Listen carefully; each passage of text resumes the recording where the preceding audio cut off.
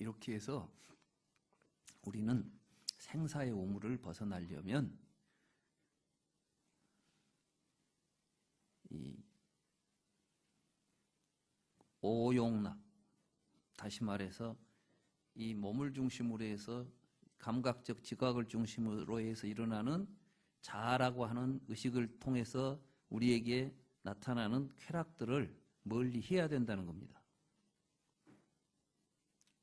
그러니까 빛깔과 모양을 쫓지 말라 그랬죠. 여러분들 우리는 지금까지 빛깔과 모양을 쫓아다녔잖아요. 밖에 있는 대상 세계를 쫓아다녔는데 그거 쫓아다니지 말고 내 안으로 자꾸 들어와서 정말 내가 무엇이 진정한 것인지를 자기 안에서 성찰을 통해서 깨달아가는 것이 불교입니다. 그래서 이제 우리는 그 생사의 우물에서 벗어날 수가 있는 것입니다.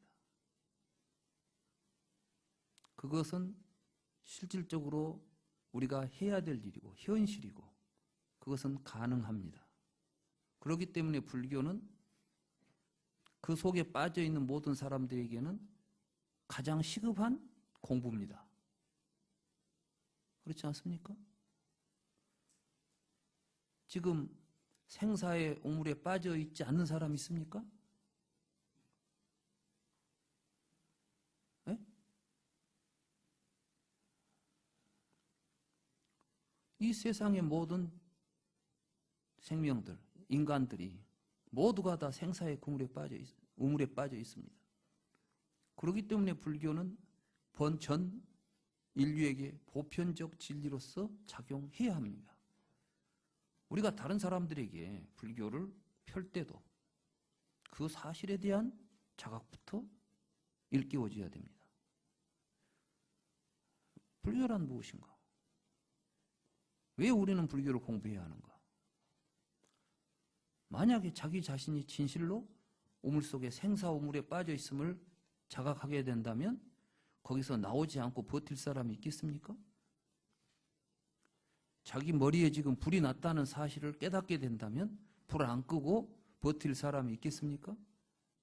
불교 포교는 참 쉽습니다. 왜냐하면 이러한 사실들을 제대로만 깨닫게 된다면 그건 누가 시켜서 하는 게 아니라 이제는 자발적으로 할 수밖에 없습니다. 부처님은 이렇게 말씀하셨어요. 원하지 않는 사람들에게는 법을 설하지 말라고 그랬습니다.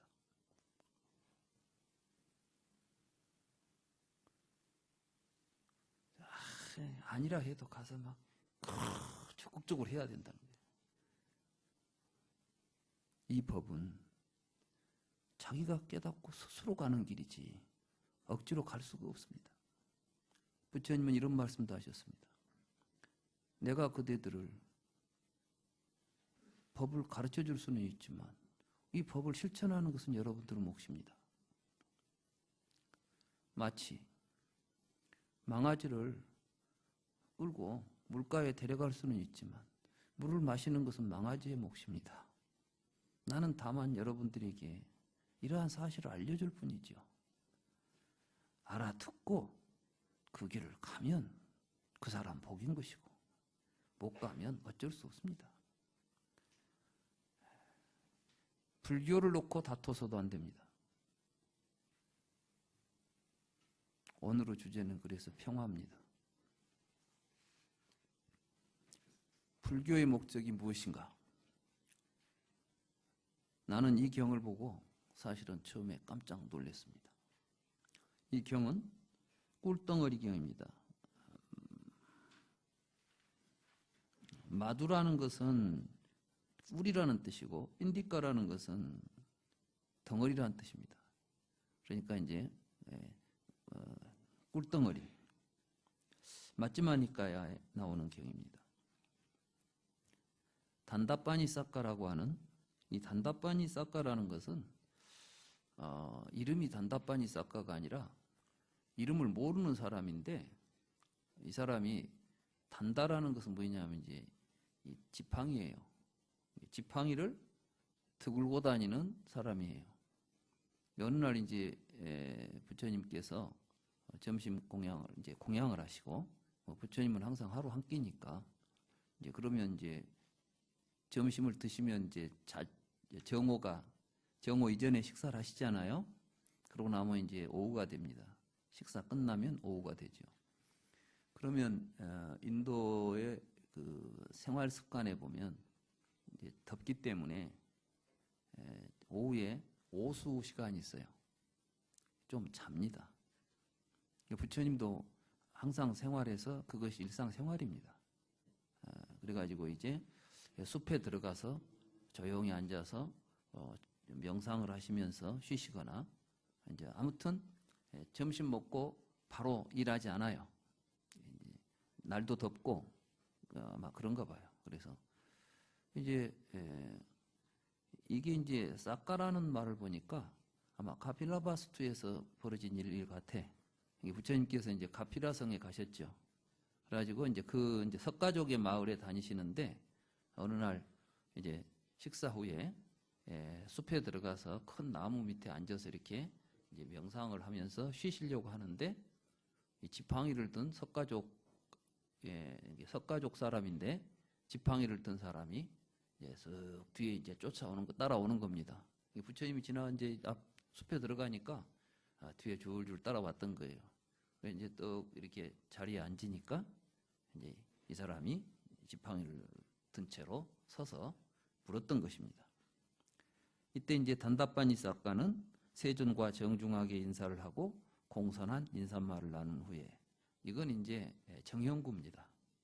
모든 사람들이 부처님과 만났을 때, 말하자면 부처님의 제자나 부처님의 신자가 아닌 사람들이 만났을 때 나타나는 이러한 그 정형구지요. 부처님의 제자들이 이제 제자나 할 때는 인사를 나눈 것이 아니라 이제 세존께 합장 예배하고 뭐 이런 식의 이제 정형구가 나오게 됩니다. 그러니까 이런 문장만 보더라도 이 사람은 지금 단답바니 싹가는 별로 부처님 가르침을 받아들이는 사람이 아니구나, 이런 거 이제 알 수가 있죠. 한쪽에 서서 대개 보면 이제 부처님의 제자들은 이제 오면 인사하고 한쪽에 가서 앉습니다. 그리고 이제 부처님에게 이야기를 하죠. 근데 벌써 이제 딱 지팡이 들고 서가지고 이제 거만하게 서 있는 폼이 보이죠. 그리고 나서 이제 사무는 어떤 가르침을 이야기하고 무엇을 사람들에게 선언합니까?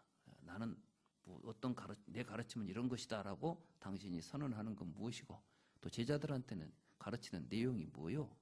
이걸 물었습니다.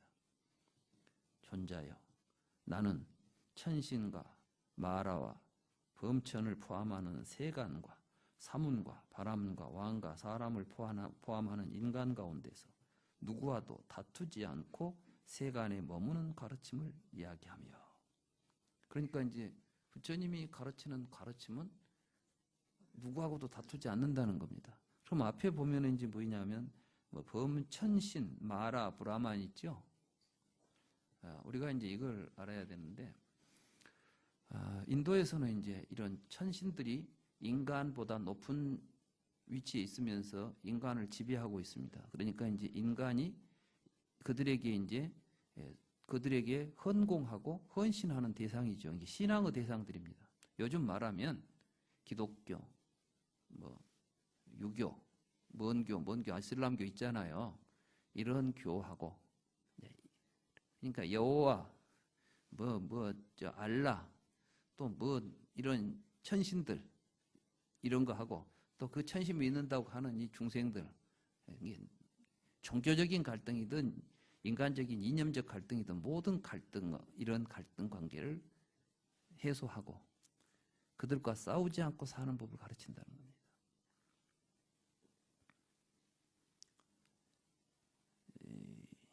이게 불교입니다.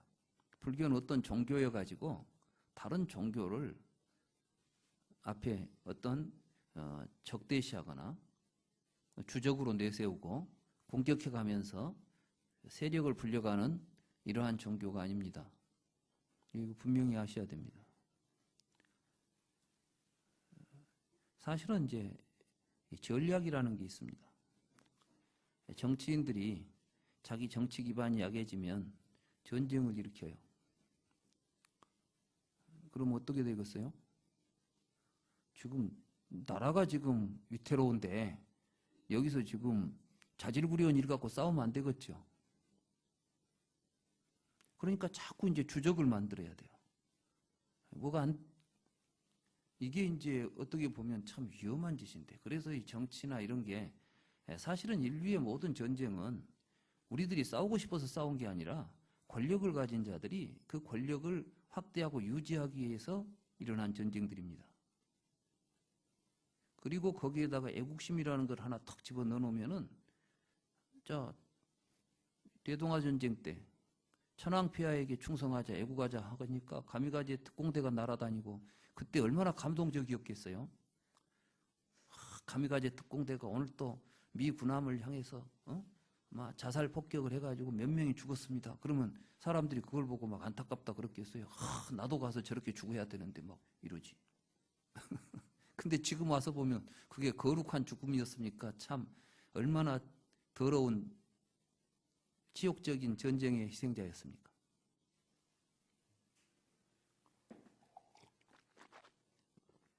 우리나라가 독재를 할 때 보면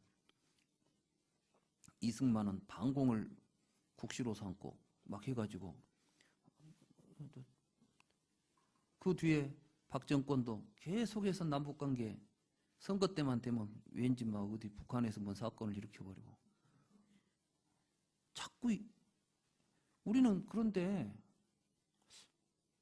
근본 구조가 뭐고 우리가 어떻게 살아야 할 것인가, 삶의 주체가 뭔가를 망각해버리면 이렇게 사는 거예요. 이제 불교를 제대로 해야 됩니다. 우리가 지금 불교를 제대로 이해를 못하기 때문에 사회적으로도 문제가 되고 개인적으로도 문제가 되는 것이죠.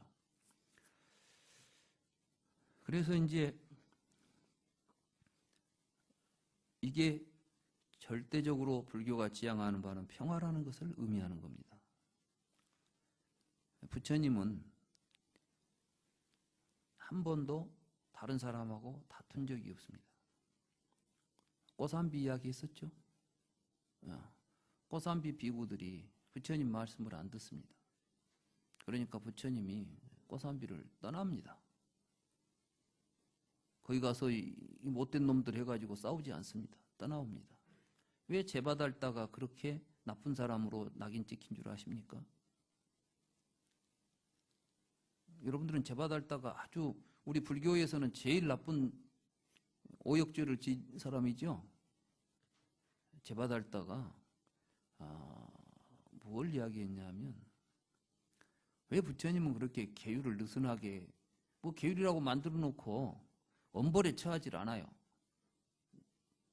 이 사람은 뭐였냐면은 아주 강력한 지도 체제를 구축해가지고, 막 말을 안 들으면 막 이제 쫓아도 내고 막 뭘 해야 돼. 근데 부처님은 항상 보면 각자가 잘 알아서 하도록 하고 대중들이 서로 상의해서 하도록 했지. 부처님 앞에 나서서 뭐 하는 법이 없어. 저 영감 저래 갖고 뭐 교단이 되겠어요? 이 교단이 커가는데. 그러니까 이제 피라미드 구조를 만들어야죠. 이렇게 위에다 탁 이제 종정을 위시하여 위에다 이제 놔두고 밑에 이제 쫙 계급을 만들어야 될 거 아니에요. 이거 계급 잘 만들어 놓은 게 카톨릭이에요. 이 사람들이 지금 카톨릭에 굉장히 좋아하잖아요. 막 평화적이고 좋은 것 같죠. 천만의 말씀. 피라미드 구조가, 억압 구조가 안 된다는 것은 안 될 수가 없어. 왜냐하면 피라미드 되면 저 밑에 있는 것들은 가장 억압을 받아야 돼. 저 위에 있는 존재는 누를 것이 없는 존재가 하나 있으면 밑에는 갈수록 억압을 받는 구조가 될 수밖에 없겠죠. 그러니까 위에서 한번 명령이 떨어지면 전부 그대로 쫙 가야 되죠. 부처님은 그게 아니에요. 각자가 주인인데 뭘. 부처님이 깨달은 건 뭐였어요? 이제 좀 이따 세계관에서 나옵니다. 우리가 다 주인으로 존재하는 거예요. 그걸 깨달았어요. 그런데 뭐 누구와 앞에서 주인이 되고 누구는 따라다니는 종이 되고 이래 되겠어요? 벌써 기독교는 딱 보면 주님 저는 종입니다부터 시작하잖아. 주종 관계부터 확보해 놓고 출발하는 종교하고 우리가 모두 주인이라는 종교하고 근본이 다른 것입니다. 알고 가야 됩니다. 아무튼 그 다음에 또 감각적 욕망에서 벗어나 살아가는 우리가 삶이 감각적 욕망에서 벗어나서 살아가는 길이 있다는 거예요. 우리는 전부 지금 이 수명줄을 붙잡고 앉아서 꿀덩어리 뭡니까 꿀물 떨어지는 것 받아먹으려고 지금 경쟁하고 살지 않습니까? 그렇지 않아요? 어차피 수명은 얼마 될지 모르겠고 죽기 전까지 하여간 꿀물이라도 많이 먹자고 지금 서로 그것 경쟁하느라고 난리가 났죠. 그러니까 그 우물 안에서 벗어날 생각을 안 하는 거예요. 그러니까 부처님은 그러지 말라는 거야. 이 이야기가 이제 우물한 이야기예요, 이게. 그래서 의욕이 없고 회한이 없고 그 다음에 유와 물을 갈망하는 마음이 없다. 이 없는 바라문에게는 이때 이 바라문은 브라만교 신자를 이야기하는 것이 아니라 진리를 추구하는 사람들이에요. 관념들이 잠재하지 않는다라고 선언한다. 어때요? 그럼 이 말이 무슨 말인지 이해가 되세요? 지금 이 말씀이 무슨 의미인지를 잘 모르시겠죠? 존자여 나는 이와 같은 가르침을 이야기하고 이와 같이 선언한다오. 이렇게 말씀하시자 단다빠니 사과는 머리를 가로젓고 혀를 차면서 이맛살을 찌푸리고 눈을 찡그리며 지팡이를 짚고 떠나갔습니다. 아마 이 사람이 이제 뭐 붓다 깨달은 분이다 하니까 저 사람이 무슨 이야기를 하나 하고 이제 들어보려고 와서 물었더니 가만히 보니까 영 시시한 이야기를 하는 거예요 지금. 우리도 뭐 부처님이 뭘 이야기하면 부처님 뭐 진리를 깨달아서 뭐 참나를 깨달아서 뭐 이런 이야기가 나와야 되는데 여기 보니까 뭐 그런 것도 없고 뭐 싸우지 말고 살자. 그 다음에 욕망에서 벗어나가지 뭐 관념이 잠재하지 않는다. 그러니 이 사람이 이제 별 시답지 않는 사람이었구만. 자기가 생각할 땐 대단한 줄 알고 물어봤다가 별것 아닌 것 같으니까 에이 짜잔한 놈. 그러고 이제 혀 쪽쪽 차고 가는 거예요 지금. 근데 그 모습을 여기 이렇게 경에 잘 표현해놨어요. 그러니까 이제 저녁에 이제 좌선에서 일어나가지고 이제 니그로다 승원으로 가서 마련된 자리에 앉아가지고 이제 설법을 하는데 오늘 내가 낮에 좀 오후에 휴식을 취하러 숲에 들어갔더니 단답반이 지팡이 짚고 어떤 온 사과족이 나한테 이렇게 물어가지고 내가 이렇게 대답을 했노라 하고 이제 이야기를 하니까 이제 비구들도 지금 너무 축약된 이야기라 그 말이 무슨 말인가 싶어서 이제 묻는 겁니다. 그러자 어떤 비구가 세존께 말했습니다. 세존이시여, 세존께서는 어떻게 천신과 마라와 브라만을 포함하는 세간과 사문과 바라문과 왕과 사람들을 포함하는 인간에서 누구와도 다투지 않고 세간에 머무는 가르침을 이야기하십니까? 여기서 이제 머문다는 이야기는 이 산스크리트적인 표현이고 이제 살아간다는 이야기입니다. 부처님께서 어디에 머물었다 이렇게 말씀하시잖아요. 근데 머문다는 것은 그곳에서 이제 그곳에 계시면서 생활하고 계셨다 이런 뜻입니다. 그러니까 머문다는 말은 장소에 그냥 있었다가 아니라 살아간다. 우리가 세간에 머물면서 살아가잖아요. 우리는 어떻게 살 것인가 하는 문제에서 부처님께서는 다투지 않고 사는 법을 가르쳤다는 거예요. 사실은 이 지점을 우리가 굉장히 깊게 연구하고 불교 사상에서 그 점을 찾아내야 이게 불교의 정치 철학이 될 수 있습니다. 지금 오늘 그 이야기가 나오는 거예요, 여기서. 그러니까 이 불교는 사회 철학으로서 굉장히 중요한 메시지를 많이 담고 있습니다. 우리가 지금 그걸 몰라서 그러고 밤낮 앉아서 뭐 해탈하자, 열반하자고 앉아서 혼자 수행하자만 하니까 그러지. 부처님의 가르침을 몇 면을 따져보면 부처님은 사회 문제, 근본적인 문제들에 대해서 굉장히 중요한 발언을 많이 하셨고 또 부처님께서 결국 성도하신 뒤에 45년 동안 행하신 일은 결국 사회를 평화로운 세계로 만들려고 하는 정말 뭐랄까요, 참 엄청난 그 노력이었죠. 부처님이 뭐 때문에 막 돌아다녔겠어요? 가만히 있어도 제자들이 몰려들 텐데. 우리는 불교를 제대로 이해해야 됩니다. 부처님에 대해서도 바로 이해해야 됩니다. 가장 지금 우리가 오해되고 있는 게 부처님이 어떤 분인지에 대한 오해죠. 우리는 불교를 공부한다면서도 부처님이 어떤 분이었고 어떻게 살았고 뭐 어떤 생각을 가지고 살았을까, 이런 것은 잘 생각하지 않아요. 전부 자기 생각대로 막 내가 되고 싶은 부처가 여러분 각자에게 있는 것이지, 정말 이 세상에 출현해서 우리에게 나타내 보여줬던 부처님은 여러분 우리 안중에 지금까지 없었던 거예요. 난 제일로 아쉬운 것이 예수는 별로, 교리는 별로 뭐 신통방통한 게 없죠. 오른밤을 내놓으면 오른밤을 치면 왼밤을 내놔라, 이런 이야기하고 뭐 원수를 사랑하라, 뭐 이런 이야기는 있는데 막 무명을 내나 행위 있고 막 이런 거창한 이론이 없잖아. 그런데도 많은 사람들이 예수한테 감동을 받아. 왜? 그 말 때문에? 그래, 아니에요. 예수는 몇 년 살지도 않았어. 그랬죠? 30도 못 돼서 죽었더라고.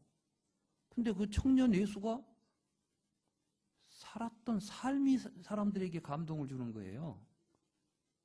근데 부처님은 그보다 훨씬 오랫동안 예수님보다 훨씬 감동적인 삶을 살았거든?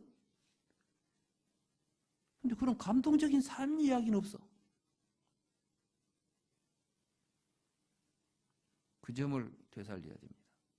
우리가 진정한 불자가 되려면 이 땅에 오셔서 직접 온몸으로 말씀하신 부처님의 삶을 보아야 됩니다.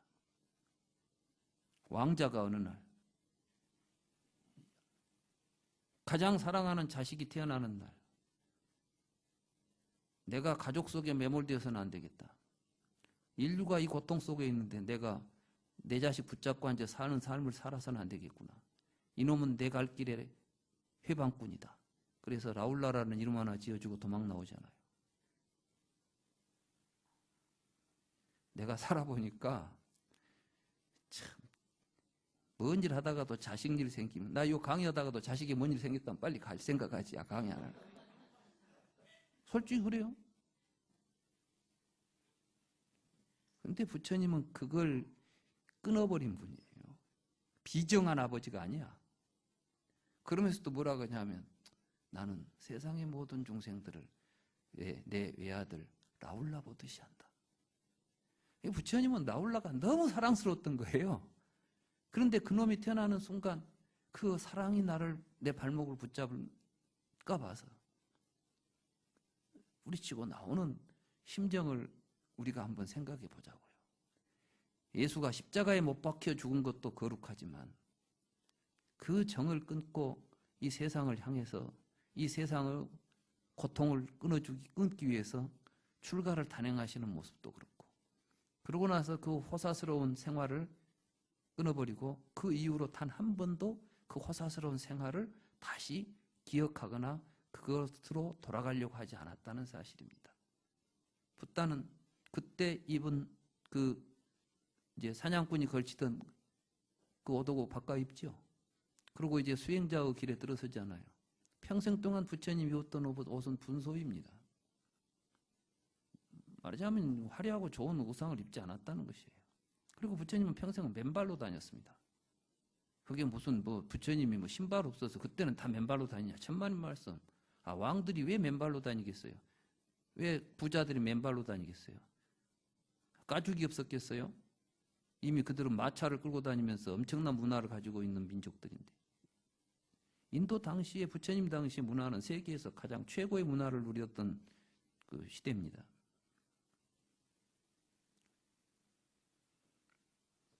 그리고 마지막 여든 먹어가지고도 바로 들고 집집마다 걸식으로 다니신 분이에요.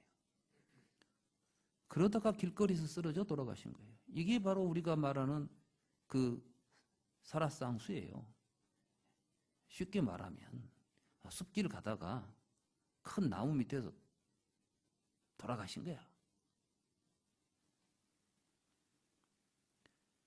여러분이 성부를 원하신다면 나도 그렇게 살겠다는 각오가 있으면 성부를 원하십시오. 그 자신이 없으면, 그렇게 살 자신이 없으면 아이고 성부는 다음 생으로 하고 그냥 부처님 가르침 내 분수껏 지키고 살랍니다. 어디 감히 붓따로 살자고 합니까?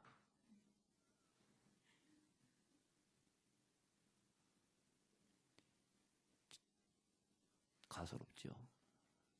부처님이 어떤 분인데 부처님처럼 살려면 안 되죠. 우리가 이제